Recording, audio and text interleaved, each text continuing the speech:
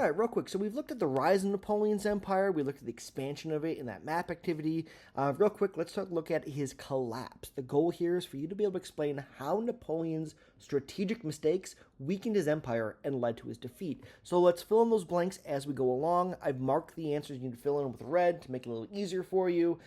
So the big problem here, right? An empire was built on war. All empires are built on war, really. By the 1800s, Napoleon controlled most of Europe, as you saw in the map activity you just completed. His empire depended on several things. One, constant military victories. He needed to keep winning battles. He needed loyalty from the conquered territories, right? It's not just enough to take over an area. You need the areas that you take over to be loyal to you, or as soon as your military leaves, they're just going to go, nope, you're not in charge anymore, and overthrow that. You also are going to need control over trade across Europe in order to keep this whole system working, right? In order to create that unity that you need. But this made his empire both powerful, but also made it very fragile, which is a theme we keep seeing with empires, right? If Napoleon stopped winning wars, this whole system could collapse on him. Mistake number one, the continental system. Napoleon tried to weaken Great Britain, right here, the United Kingdom, as it's been called at this time, by cutting off trade, right?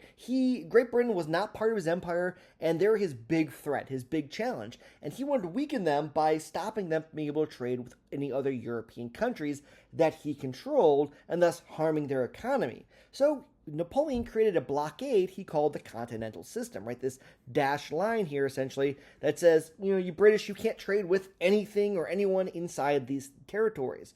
Again, the goal is to stop trade between Britain and the rest of the world. If you're looking at this map, you can probably see why this might not work.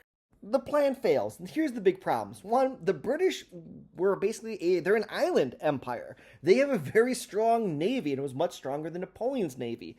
Then there's also smuggling, right? Criminals who were like, yeah, I don't care. There was enough money to be made. I'm going to sneak through your blockades in order to make this trade happen. Even Napoleon's own allies started to ignore the policy because they went, well, this is hurting us. We'd rather get the stuff the British can sell to us, and we want to sell to the British because we can make money. And so the system starts to fall apart. And instead of destroying Britain's economy, the policy winds up hurting European economies. Essentially, it boomeranged back, and it was a self-own on Napoleon. Instead of hurting Britain, he hurt his own empire. Mistake number two comes directly from mistake number one. Napoleon invaded Spain right here. So France, Napoleon invades Spain to force them to comply, to follow the continental system, because the Spanish weren't. So he removes the Spanish king, because Napoleon has a stronger army, so he gets rid of the Spanish king, and Napoleon puts his own brother in charge. And the Spanish citizens, they resist using what's known as guerrilla warfare, essentially the same tactics that the American Revolutionary soldiers kind of use against the British, and you have even later on see the Vietnamese use against the Americans, right? When you're up against a superior force, ambushes and constant harassment of the other troops are the best way to fight a superior force. So Britain also sends troops to help Spain just to annoy Napoleon, because a weak Napoleon is good for Britain. This war drags on for years, and it cost Napoleon about 300,000 soldiers. Remember, his power, his empire relies on constant victories. And then this whole thing we've been talking about for a while here, this rising nationalism, this belief that people of a shared culture, history, and language deserve to have their own government, their own state, right, the nation state. This idea is spreading across Europe, and it begins turning people against French rule, right? If you're over, say, in Germany, why do you want a French ruler? If you're in Spain, why a Frenchman? You should have a German or a Spaniard in charge of your empire. And then, again, the continental system is kind of the start of all this. Mistake number three is the invasion of Russia. Never, never, never get involved in a land war in Asia. It's just a bad idea. In 1812, Napoleon invades Russia with 420,000 soldiers, called the Grand Army. So Napoleon controls quite a bit of territory, and he decides he's going to invade Russia because Russia is ignoring the continental system. This doesn't go well. Never get into a war with Russia. The Russian strategy was, instead of fighting Napoleon's Grand Army, they just retreat further into their own territories. And as they retreat, they start burning crops, right? Their farmland starts getting torched. Supplies are all destroyed. And so as the French army advances without really having any real battles, there's no resources for the army, which means they have to bring all those resources from Napoleon's empire into Russia. This policy was called scorched earth. Essentially, the Russians were like, yeah, your army keep coming in, we'll fall back, you feel like you're winning, but we're going to make sure there's no resources for you. And so Napoleon captures Moscow, but as he captures it, it gets burned down, and there is no supplies for his army. And as this happens, as the Russians are well aware of, winter arrives, and the French army pretty much collapses during this retreat because they don't have any resources necessary to survive the Russian winter. They don't even have places to sleep and stay because Moscow, the capital of the Russian Empire, is now ashes. The Russians burned down their own capital just to spite Napoleon, leaving them with nothing in the middle of winter. So he goes in with 420,000 soldiers, and only 10,000 survived this campaign, a huge black eye for Napoleon.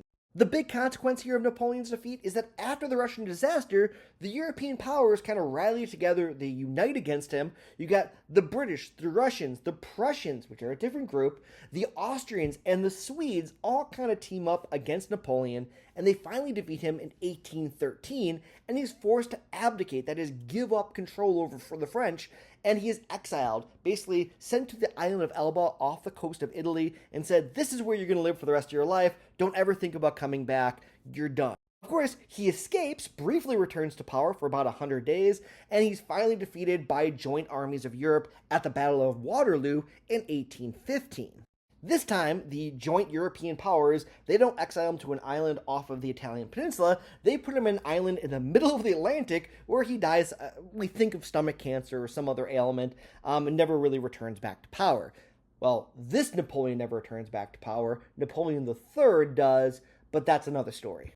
So the big question in this lesson that you're going to be looking at in the reading is after 20 years of revolution and war, Europe faces a major challenge. How do we prevent another powerful ruler like Napoleon from destabilizing Europe ever again? Boy, that would be a dream. Remember, this is the beginning of the 1800s. They don't want a powerful ruler destabilizing Europe. How do you stop that from happening? And spoiler alert, they don't, because World War I and World War II are coming up.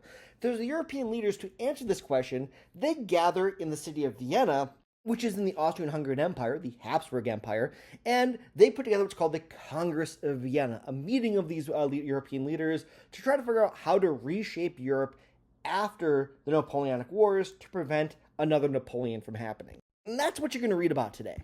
A couple key questions to think about here is discussion question number one, if your sub wants to pause and talk about this, is why did Napoleon's empire collapse in the first place, right? He made several major mistakes, and which of these do you think was the most important for his empire to collapse? Was it the economic warfare against Britain, the continental system? Was it resistance and nationalism in Spain? Was it the disastrous invasion of Russia?